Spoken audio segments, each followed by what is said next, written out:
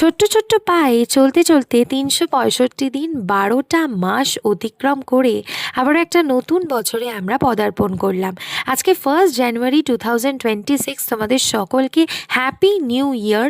নতুন বছর সকলের খুব ভালো কাটুক, এটাই ভগবানের কাছে প্রার্থনা করি। বছরের প্রথম দিনটা শুরু করলাম আমার মায়ের হাতের পরোটা তরকারির সঙ্গে মিষ্টি খেয়ে, আর তারপর দুপুরে আজকে ছিল জম্পেশ খাবার, বিরিয়ানি সঙ্গে চিকেন রেজালা। লাঞ্চ সারার পর আমরা সকলে মিলে একসাথে গিয়েছিলাম কাশীপুর উদ্যানবাটিতে।